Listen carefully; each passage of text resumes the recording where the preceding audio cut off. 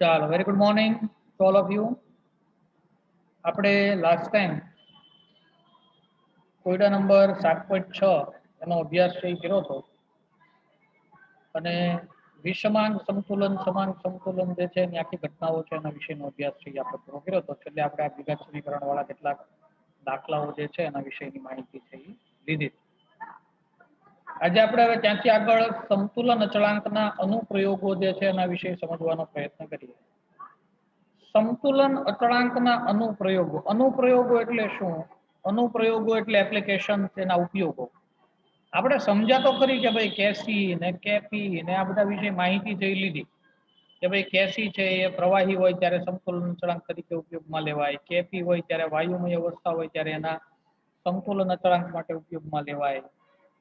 પરંતુ આ સંતુલન અચળાંકના ઉપયોગ શું? બરાબર, આ સંતુલન અચળાંકનો ઉપયોગ શું એના વિશે આપણને કોઈ માહિતી નથી. ચાલો, તો આપણે હવે સમજવાનો પ્રયત્ન કરીએ કે ભાઈ આનો ઉપયોગ છે એ શું હોય છે. તો સંતુલન અચળાંકના ઉપયોગો છે એને આપણે સમજીએ, પરંતુ એ પહેલા સંતુલન અચળાંકની કેટલીક ખાસિયત જે છે એને આપણે સમજી લઈએ. તો પ્રશ્ન આપણને બનાવીને આપ્યો છે સંતુલન અચળાંકની અગત્યની કેટલીક ખાસિયતો. ચાલો ધ્યાન દઈએ. તો સંતુલન અચળાંકની અભિવ્યક્તિ ત્યારે જ લાગુ પાડી શકાય જ્યારે પ્રક્રિયકો નિપજો એ સંતુલન અવસ્થાએ અચળ મૂલ્યો પ્રાપ્ત કર્યા હોય. સંતુલન અચળાંકનું મૂલ્ય પ્રક્રિયકો તથા નિપજોની પ્રારંભિક સાંદ્રતા ઉપર આધાર રાખતું નથી. કે ભાઈ જ્યારે કોઈ રાસાયણિક પ્રક્રિયા થઈ રહી છે A + B will give AB, અને આમાં પ્રક્રિયક અને નિપજોની વચ્ચે સંતુલન સ્થપાઈ ગયું છે. હવે તમને લોકોને ખ્યાલ હોવો જોઈએ કે સંતુલન સમયે પ્રક્રિયકો અને નિપજોની સાંદ્રતાઓ છે એ કેવી બની જાય છે? અચળ. મીન્સ કે પ્રક્રિયકો નિપજોની સાંદ્રતા પછી બદલાતી નથી. આવા સમય દરમિયાન જ કેસીનું મહત્વ છે. કેસી જે છે એ ક્યારેય કોઈ દિવસ પ્રારંભિક સમયમાં A અને B ની સાંદ્રતા કેટલી હતી એની સાથે કોઈ સંબંધ ધરાવતો નથી. શરૂઆતમાં તમે AB કેટલો લીધો છે એની સાથે એને કોઈ લેવા દેવા નથી. એટલે પ્રારંભિક સાંદ્રતા ઉપર કેસી ડિપેન્ડેડ નથી, પણ કેસી અથવા કેપી એટલે કે સંતુલન અચળાંકનું જે મૂલ્ય છે એ સંતુલન સમયની સાંદ્રતાઓની સાથે જ સંકળાયેલું છે. સંતુલન અચળાંકનું મૂલ્ય તાપમાનની ઉપર આધાર રાખે છે. સંતુલન અચળાંકને કોઈ ખાસ પ્રક્રિયા આપેલ તાપમાને સંતુલિત સમીકરણ વડે રજૂ કરવામાં આવેલી હોય પ્રક્રિયાઓ માટે અદ્વિતીય મૂલ્ય ધરાવે છે. સંતુલન અચળાંકનું મૂલ્ય બીજી કઈ બાબત ઉપર આધારિત છે? તો કે તાપમાન ઉપર આધારિત છે. અને બીજું કે કોઈ રાસાયણિક પ્રક્રિયા છે A + B અને સંતુલનમાં આવે છે, એમાંથી નિપજ બને છે AB. તો આ સંતુલનમાં આવી ગયેલી આ પ્રક્રિયા માટે સંતુલન અચળાંક છે એ અદ્વિતીય હોય. દરેક પ્રક્રિયાએ સંતુલન અચળાંક જે છે એ કેવો હોય? વિશિષ્ટ હોય. અને એમાંય ટેમ્પરેચર તમે કેવું રાખ્યું હોય? નિશ્ચિત રાખ્યું હોય. તો એક જ પ્રક્રિયા માટે પણ ટેમ્પરેચર તમે બદલી નાખો તો એ કેસી બદલાઈ જાય. એટલે દરેક પ્રક્રિયાઓ માટે સંતુલન અચળાંક જે છે એ કેવો છે? અદ્વિતીય છે એમ કહી શકાય. અદ્વિતીય છે ઇન ધ સેન્સ આપણે એવું કહી શકીએ કે એક વિશિષ્ટ પ્રકારનો હોય છે, એનું કંઈક નિશ્ચિત મૂલ્ય હોય છે.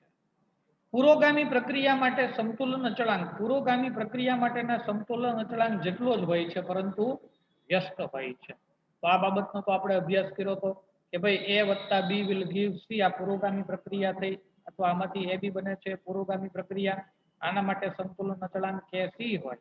અને જો તમે ઉલટી પ્રક્રિયા લખો તો એના માટેનો સંતુલન અચળાંક છે એ Kc હોય. તો આ બંને વચ્ચેનો સંબંધ છે એ કેવો છે? વ્યસ્ત પ્રમાણમાં. મીન્સ કે પુરોગામી પ્રક્રિયા, પ્રતિગામી પ્રક્રિયા આ બંનેના સંતુલન અચળાંક સરખા, પણ એકબીજાના કેવા પ્રમાણમાં હોય છે? વ્યસ્ત પ્રમાણમાં હોય છે. પ્રક્રિયાનો સંતુલન અચળાંક K તેને અનુરૂપ પ્રક્રિયા સાથે સંબંધિત હોય છે. મૂળ પ્રક્રિયાના સમીકરણને નાના પૂર્ણાંક વડે ગુણવાથી અથવા ભાગવાથી જે સમીકરણ મળે તેનો K પણ શું થઈ જાય છે? બદલાઈ જાય છે. તો આપણે આ ઘટનાનો પણ અભ્યાસ કર્યો હતો કે ભાઈ દાખલા તરીકે કોઈ રાસાયણિક પ્રક્રિયા છે A + B will give AB. તો આ પ્રક્રિયા માટે આપણે એવું વિચાર્યું હતું કે સંતુલન અચળાંક છે એ Kc હોય, અને જો આપણે આને n વડે છે એ ગુણી નાખીએ, બરાબર, તો નવો સંતુલન અચળાંક બને. એમાં ખાલી આપણે સંતુલન અચળાંકને કેટલા વડે? તો કે n ઘાતાંક વડે ગુણવું પડે. મીન્સ કે નવી પ્રક્રિયા જે હોય એનો સંતુલન અચળાંક કેટલો બની જાય છે? Kc⁻n જેટલો બની જતો હોય છે, આપણે આ ઘટનાનો પણ અભ્યાસ કર્યો હતો. તો 4 વસ્તુઓ તમને આપી છે સમતુલન અચળાંકની ખાસિયતમાં. એમાં સૌથી પહેલા મુદ્દામાં શોર્ટ એન્ડ સ્વીટમાં કહું તો તમને કીધું છે કે સંતુલન અચળાંક છે એ પ્રારંભિક સાંદ્રતાઓ ઉપર આધારિત નથી, પરંતુ સંતુલન સમયની સાંદ્રતાઓ ઉપર આધાર રાખે છે. નિશ્ચિત તાપમાને નિશ્ચિત પ્રક્રિયાઓના સંતુલન અચળાંક નિશ્ચિત હોય છે. પુરોગામી અને પ્રતિગામી પ્રક્રિયાઓના સંતુલન અચળાંક વ્યસ્ત હોય છે. અને ચોથું કે જો રાસાયણિક પ્રક્રિયાને કોઈ યોગ્ય સહગુણક વડે ગુણવામાં આવ્યો હોય તો સંતુલન અચળાંક જે છે એને પણ જે સહગુણક વડે ગુણ્યો હોય એટલા ઘાતાંક છે એની કરવી પડે છે. તો આવી રીતે આપણે સંતુલન અચળાંક જે છે એની અભિવ્યક્તિ, એની કેટલીક ખાસિયતો અહીંયા આગળ તમને આપી છે. ત્યાર પછીના પ્રશ્નની અંદર છે એ આપણે વિચારીએ પ્રશ્ન નંબર 89. તમને ઉપયોગિતા વિષય છે એ સમજૂતી આપી છે. આ ઉપયોગિતામાં આમ તો ખરેખર છે ને 3 મુદ્દા આપ્યા છે અને આ ત્રણેય મુદ્દાનો આપણે વિસ્તારથી અભ્યાસ કરવાનો છે. આપણે ત્રણેય મુદ્દામાં પહેલો મુદ્દો છે એ લઈએ કે ભાઈ પ્રક્રિયાના પ્રમાણનું પાકકથન કરવા, એટલે કે પ્રક્રિયા થવાના પ્રમાણની માત્રા નક્કી કરવા માટે કેસીના મૂલ્યથી પ્રક્રિયા પુરોગામી, પ્રતિગામી કે સંતુલન વાળી હશે એ જાણી શકાય. તમે સંતુલન અચળાંકના મૂલ્યને આધારે શું જાણી શકો? પ્રક્રિયા પુરોગામી થશે, પ્રતિગામી થશે કે સંતુલનમાં હશે, આ તમે જાણી શકો. પછી આ પ્રશ્ન આ જે છે મુદ્દો આપ્યો છે એનો જ આખો પ્રશ્ન 40મો બનાવીને આપ્યો છે, જેનો આપણે ડિટેલમાં અભ્યાસ છે હમણાં કરીશું. બીજો મુદ્દો તમને આપ્યો છે કે પ્રક્રિયાની દિશાનું પાકકથન કરી શકાય. પ્રક્રિયાની દિશાનું પાકકથન કરવા માટે તમારે એક ભાગફળ છે એ શોધવાનું આવશે. એ ભાગફળ એટલે કે ક્યુ અને સંતુલન અચળાંક કે આ બંનેનું કમ્પેરિઝન કરવાનું, અને કમ્પેરિઝનને આધારે તમને પ્રક્રિયા છે એ કઈ દિશામાં આગળ ચાલશે એને ખબર પડી જાય. તો એનો પણ આખો પ્રશ્ન આપણને બનાવીને આપ્યો છે, એ પણ આપણે અભ્યાસ છે કરશું. અને ત્રીજી ઉપયોગિતા આપી છે કે સંતુલન સમયે સાંદ્રતા ગણવા માટે, કે રાસાયણિક પ્રક્રિયાની અંદર સંતુલન છે એ સ્થપાઈ, શરૂઆતમાં એ અને બી નો તમે કંઈક જથ્થો લીધો છે, એમાંથી ધીમે ધીમે એ અને બી એ બી છે એ પદાર્થ બની રહ્યો છે, અને હવે આ પ્રક્રિયામાં સંતુલન સ્થપાઈ ગયું. આ સંતુલન સ્થપાઈ ગયું એટલે એ બી નો જથ્થો કંઈક પડ્યો રહ્યો હશે અને એ બી નવો છે એ કંઈક બન્યો હશે. તો આવું સંતુલન સ્થપાઈ ગયા પછી આ બધાની સાંદ્રતાઓ કેટલી વધી છે એની ગણતરી કરવી હોય તો પણ તમે સંતુલન અચળાંકનો ઉપયોગ કરીને કેલ્ક્યુલેશન કરી શકો છો. એના વિશેનો પ્રશ્ન પણ આપણે આગળ સમજવાનો આવશે, એ દાખલાઓના સ્વરૂપની અંદર આપણે સમજીશું. તો સંતુલન અચળાંક છે અને આવી રીતે જુદા જુદા 3 ઉપયોગિતાઓ આપી છે. એ 3 ઉપયોગીમાંથી આપણે સૌથી પહેલી ઉપયોગિતા છે એ સમજીએ, પ્રક્રિયાનું પાકકથન કરવા માટે સંતુલન અચળાંકનો ઉપયોગ. તો પ્રશ્ન બનાવીને આપ્યો છે તમને કે પ્રક્રિયાના પ્રમાણ માટેનું પાકકથન કરવા સંતુલન અચળાંકનો ઉપયોગ ઉદાહરણ સાથે સમજાવો. તો પ્રક્રિયાનું પાકકથન કરવા માટે એટલે કે પ્રક્રિયા છે એ કેવી રીતે થઈ રહી છે, કઈ દિશામાં થઈ રહી છે એને જાણવા માટે આપણે કેવી રીતે સંતુલન અચળાંકનો ઉપયોગ કરી શકીએ એને સમજવાનો પ્રયત્ન કરીએ. પ્રક્રિયાને સંતુલન અચળાંક કેસીનું મૂલ્ય સંતુલિત પ્રક્રિયાનું પ્રમાણ છે એ દર્શાવે જો સંતુલન અચળાંકથી પ્રક્રિયાના દર વિશે છે એ માહિતી મળતી નથી. જોજો, તમને ખાલી કેસી છે એના ઉપરથી ખબર શું પડે છે કે પ્રક્રિયા છે એ કેટલે અંશે આગળ વધી છે, નિપજ કેટલી બની હશે, પ્રક્રિયા કેટલો પડ્યો હશે, પ્રક્રિયા સંતુલનમાં હશે કે કેમ, તમને ખાલી આટલી ખબર પડે સંતુલન અચળાંક ઉપર. સંતુલન અચળાંક ઉપરથી તમને પ્રક્રિયાના દર એટલે વેગ, કેટલા સમયમાં પ્રક્રિયા પૂરી થશે એના વિશેની કોઈ જાણકારી છે એ મળતી નથી. તો સંતુલન અચળાંક કેસી અથવા કેપી ના મૂલ્ય અથવા માત્રા અભિવ્યક્તિના અંશમાં દર્શાવતી નિપજોની સાંદ્રતાના પ્રમાણમાં અને છેદમાં દર્શાવેલી પ્રક્રિયાઓની સાંદ્રતાના વ્યસ્ત પ્રમાણમાં હોય છે. એટલે કે આપણને ખબર છે સંતુલન અચળાંક છે એમાં ઉપર આપણે શું લખીએ છીએ, નિપજોની સાંદ્રતા, અને છેદમાં છે એ આપણે શું લખીએ છીએ, પ્રક્રિયકની સાંદ્રતા. તો આવી રીતે કેસી છે ને રિપ્રેઝન્ટ કરાય છે, અભિવ્યક્ત કરાય છે. જેમ કેસ નું મૂલ્ય વધુ તેમ નિપજની સાંદ્રતા વધુ, અને કેનું મૂલ્ય જેમ ઓછું તેમ નિપજની સાંદ્રતા ઓછી. કારણ કે આપણને ખબર છે કેસી બરાબર છે એ શું આવે, તો કે કેસી બરાબર છે એ આવે નિપજોની સાંદ્રતા અંશમાં આવે ને, યસ.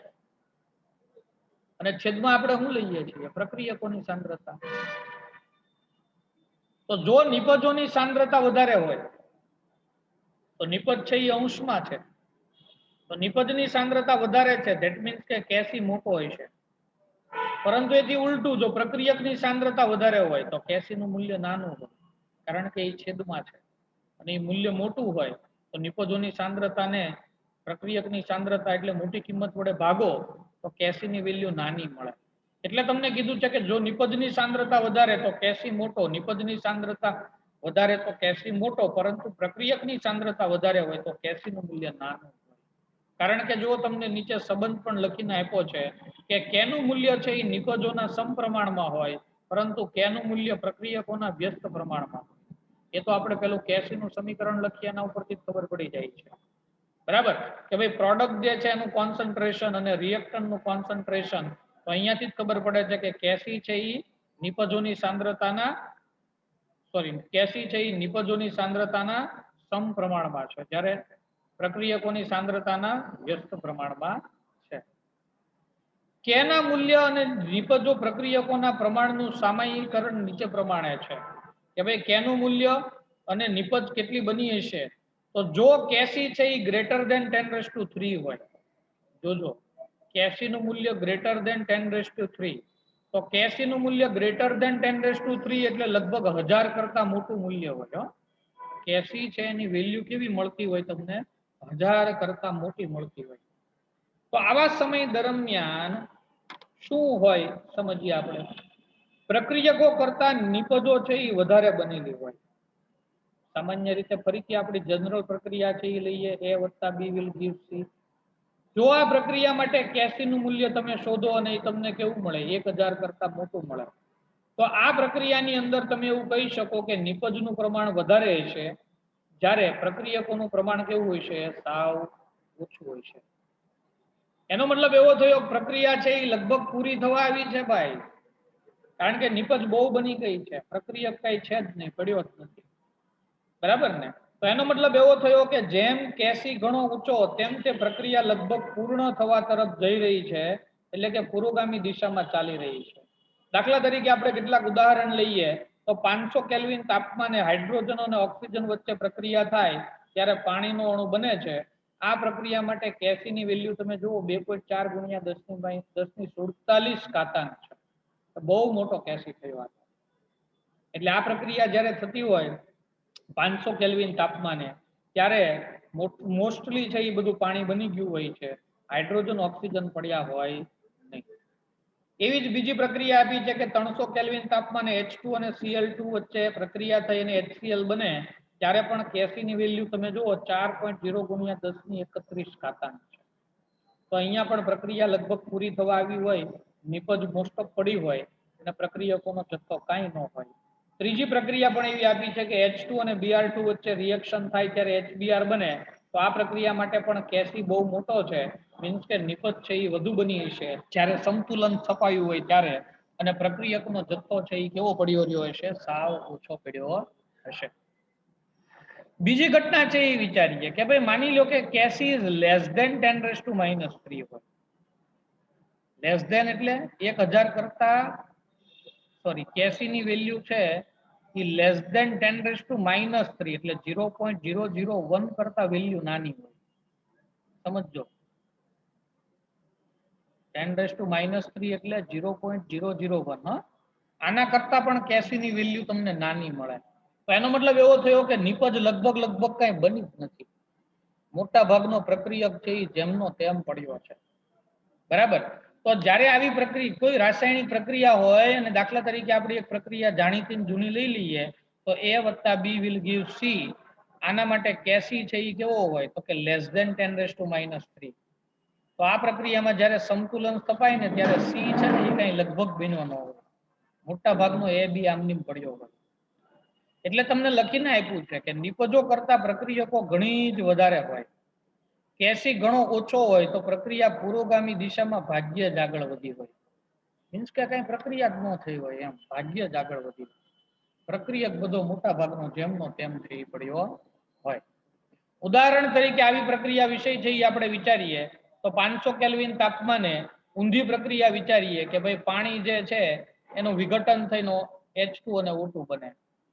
તો આ પ્રક્રિયામાં 500 કેલ્વિન તાપમાને ઉલટી પ્રક્રિયામાં કેસી છે એ વિચારીએ તો એની વેલ્યુ બહુ નાની છે. જુઓ 4.1 ગુણ્યા 10⁻48.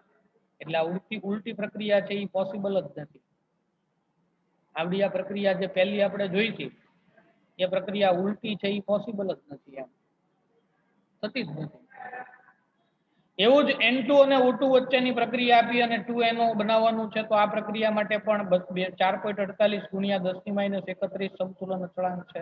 એટલે વાતાવરણમાં રહેલો N2 અને O2 એકબીજા સાથે પ્રક્રિયા કરી અને NO2 નથી બનાવતા. નહીતર તો શું થાય ખબર છે, આ પ્રક્રિયાનો સમતુલન અચળાંક 80,000 કરતા મોટો થઈ જાય ને તો વાતાવરણમાં તો નાઇટ્રોજન અને ઓક્સિજન જોઈએ એટલા છે. નાઇટ્રોજન 78% અને ઓક્સિજન છે એ કેટલા ટકા છે? 28% જેવો છે. તો વાતાવરણમાં બંને વચ્ચે પ્રક્રિયા થઈ અને વાતાવરણમાં વિસ્ફોટો થવા માંડે, પણ એવું નથી થતું. શું કામ? કારણ કે આ પ્રક્રિયા પોસિબિલિટી જ નથી. આનો સમતુલન અચળાંક જે છે એ કેવો છે? ખૂબ નાનો છે. પરંતુ માની લો કે સમતુલન અચળાંક Kc જે છે બરાબર એ ગ્રેટર ધેન સમતુલન અચળાંક Kc જે છે એની વેલ્યુ 0.001 થી લઈને 1000 ની વચ્ચે હોય તો બરાબર ને? આપણે બે કિસ્સા જોયા, પણ એક કિસ્સો એવો જોયો જેમાં 1000 કરતા મોટું હોય ને 0.01 એટલે કે 10⁻³ કરતા નાનું હોય. પણ માની લો કે કેસી છે એની વેલ્યુ આ બે ની વચ્ચે આવી તો આ બે ની વચ્ચે એટલે આપણે એવું વિચારી શકીએ 50, 60 આ બધી આવી શકે, 500 આવી શકે ને આ બધી વેલ્યુ. તો સમતુલન અચળાંક આ બે ની વચ્ચે હોય તો શું કરવું? તો શું ગણવું આપણે?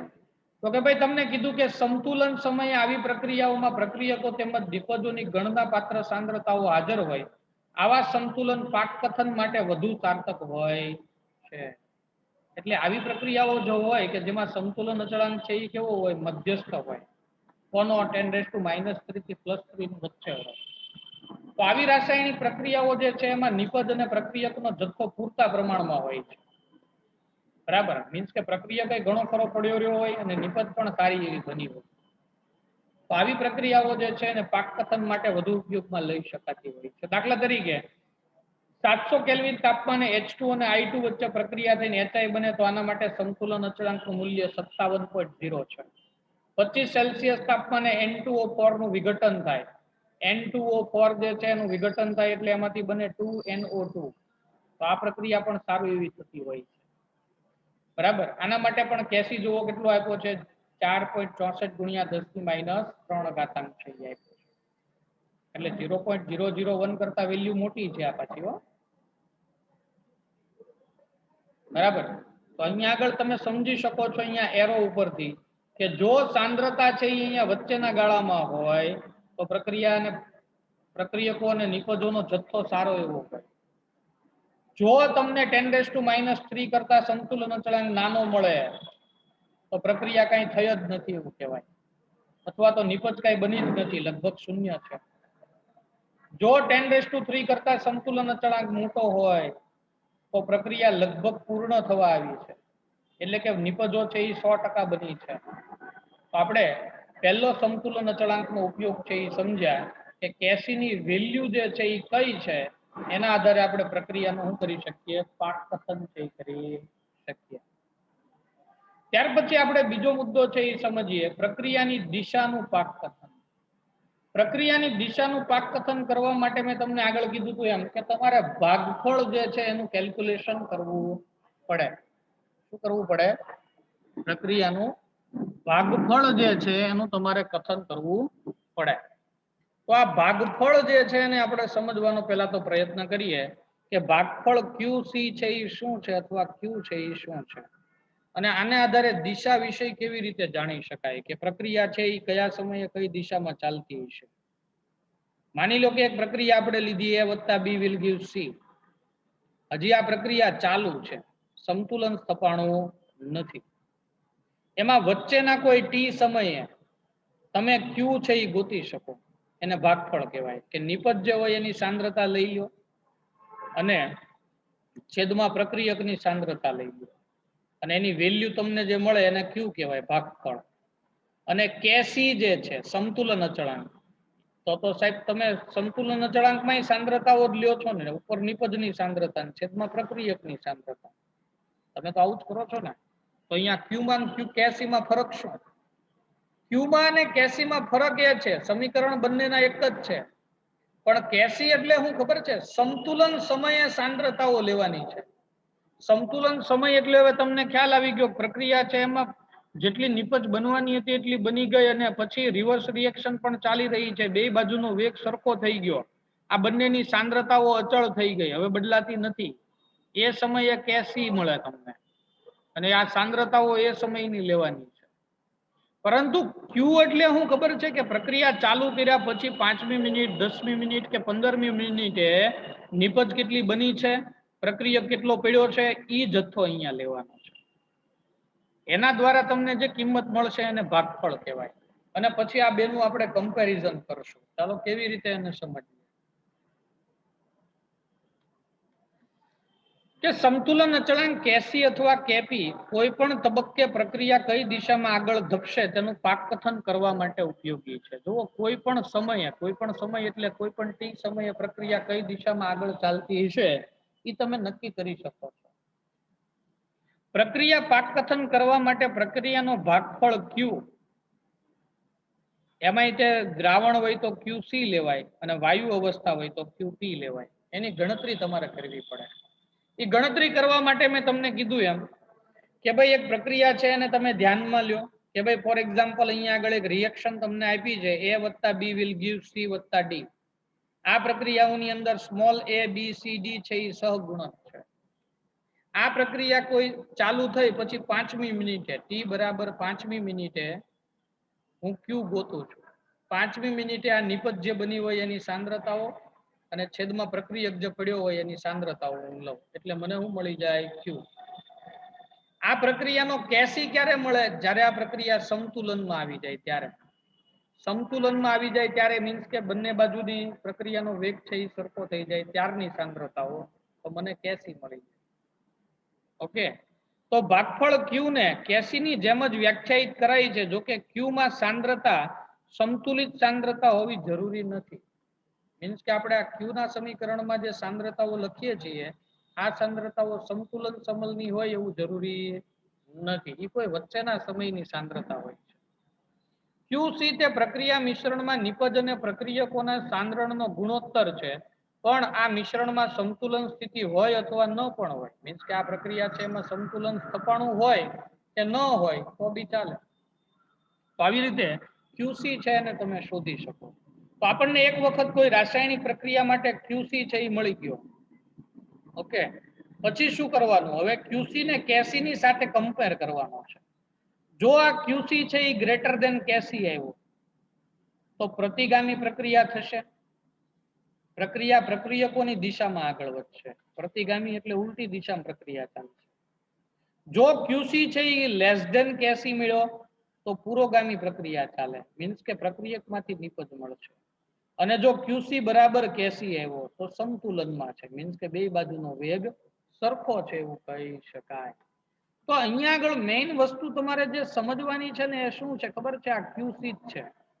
તમે એવું ન વિચારતા કે ક્યુસી એટલે પણ સાહેબ નિપજોની સાંદ્રતા છેદમાં પ્રક્રિયકોની સાંદ્રતા જ છે, અને કેસી બરાબર પણ સાહેબ તમે એવું કહો છો કે અંશમાં નિપજોની સાંદ્રતા અને પ્રક્રિયકોની સાંદ્રતા જ છે. પરંતુ અહીંયા આગળ ફરક મેં તમને સ્પષ્ટ સમજાવ્યો કે આ કેસી એટલે સંતુલન સમયની પ્રક્રિયકો નિપજોની સાંદ્રતા છે, જ્યારે ક્યુસી એટલે સંતુલન સમયની અથવા બીજા કોઈ પણ સમયની સાંદ્રતા છે. પ્રક્રિયા સ્ટાર્ટ કર્યા પછી 5મી મિનિટે કેટલી નિપજ હશે, કેટલો પ્રક્રિયક હશે, 10મી મિનિટે કેટલો પ્રક્રિયક કેટલો નિપજ હશે, એના આધારે તમને ક્યુસી મળે. બરાબર. અને કેસી ક્યારે મળે? જ્યારે પ્રક્રિયામાં એક વખત હાવ સંતુલન છે એ સ્થપાઈ ગયું અને સંતુલન સ્થપાઈ ગયા પછી બંને બાજુ પ્રક્રિયક અને નિપજની સાંદ્રતાઓ છે એ અચળ થઈ ગઈ પછી તમને કેસી મળે. બરાબર. તો આ રીતે આપણે આને સમજી શકીએ. તમને એક નાનો અમથો ચાર્ટ બનાવીને પણ આપ્યું છે કે જો કેસી મોટો હોય અને ક્યુસી નાનો હોય તો પ્રક્રિયકથી નિપજ તરફ પ્રક્રિયા થાય. જો બે સરખા થઈ જાય તો સંતુલનમાં હોય, અને જો ક્યુસી મોટો હોય અને કેસી નાનો હોય તો ઉલટી પ્રક્રિયા થાય. બરાબર. આનું એક ઉદાહરણ તમને આપ્યું છે. ચાલો, એ ઉદાહરણમાં તમને કીધું છે કે 700 કેલ્વિન તાપમાને H2 + I2 will give 2HI વચ્ચે રાસાયણિક પ્રક્રિયા છે એ થઈ રહી છે અને આ પ્રક્રિયા માટે કેસી ની વેલ્યુ છે એ 57.0 છે. તો આ સંતુલનમાં આવી ગઈ હતી ત્યારનો કેસી છે આ 57. પરંતુ કોઈ એક સમયે જ્યારે આ પ્રક્રિયા મિશ્રણમાંથી H2 I2 અને HI ની સાંદ્રતાઓ માપવામાં આવી તો એ મળી 0.10 0.20 અને 0.40. કોઈ ટી સમયે એટલે કે પ્રક્રિયા ચાલુ કર્યા પછી 5મી મિનિટે 10મી મિનિટે વોટેવર કોઈ સમય પરફેક્ટ નથી આપ્યો પણ એવું કહી દીધું કે ભાઈ કોઈ ટી સમયે એમ. તો કોઈ ટી સમયે જે સાંદ્રતા છે એના ઉપરથી મને ક્યુસી મળી જશે. એ ક્યુસી સાંદ્રતાઓ બધી છે અહીંયા સમીકરણમાં એપ્લાય કરી દીધી કે ભાઈ HI ની સાંદ્રતા કેટલી હતી 40.40 ભાગ્યા 0.10 અને 0.20 તો જવાબ મને મળ્યો 8.0. તો ક્યુસી 8.0 કેસી 57.0. તો કેસી 57.0 ની વેલ્યુ મોટી છે કેસી ક્યુસી કરતા. તો કેસી ની વેલ્યુ મોટી છે ક્યુસી ની વેલ્યુ નાની છે મીન્સ કે પ્રક્રિયા પ્રક્રિયકથી નિપજ તરફ છે એ આગળ ચાલતી હશે. મીન્સ કે QC is less than KC, QC is less than KC છે. મીન્સ કે સંતુલન તો નથી જ ત્યાંમાં સ્થપાયેલું.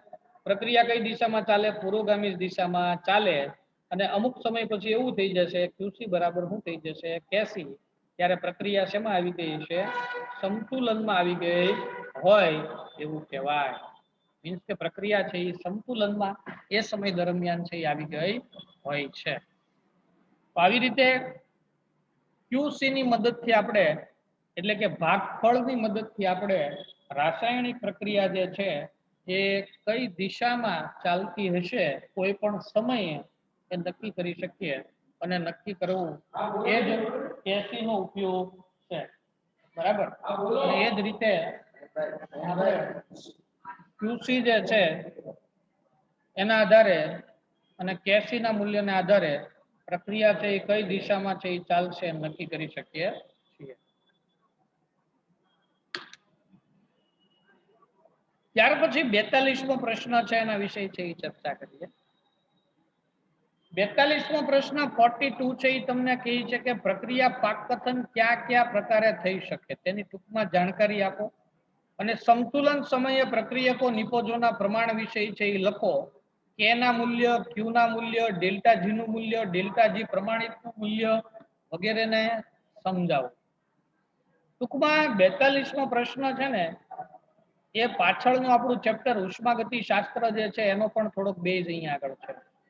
કારણ કે આપણે ઉષ્માગતિ શાસ્ત્રમાં તે ડેલ્ટા એસ એટલે કે એન્ટ્રોપી અને ડેલ્ટા જી એટલે કે મુક્ત ઉર્જા આ બંનેને આધારે પણ ડિસાઈડ કર્યું હતું કે પ્રક્રિયા છે એ આપમેળે થશે કે નહીં થાય. યાદ કરો, એનો સંદર્ભ પણ અહીંયા લેવામાં આવ્યો છે. એટલે આપણે કે ના મૂલ્યને આધારે તો હમણાં થોડી વાર પહેલા સમજી ગયા કે કે નું મૂલ્ય ગ્રેટર ધેન 10⁻³ હોય તો લગભગ પૂર્ણ થવા આવી હોય, લેસ ધેન 10⁻³ હોય તો નિપજ બની જ ન હોય અને જો 10⁻³ થી 10⁻³ ની વચ્ચે હોય તો પ્રક્રિયક નિપજોનો જથ્થો લગભગ સરખો હોય એમ ગણના પાત્ર જથ્થો હોય. આ તો આપણે સમજી ગયા. આના આધારે તો આપણે જોયું કે ભાઈ નિપજ જે છે એ કેટલી બની હશે, પ્રક્રિયામાં શું હશે એની જાણકારી આપણને મળી ગઈ છે.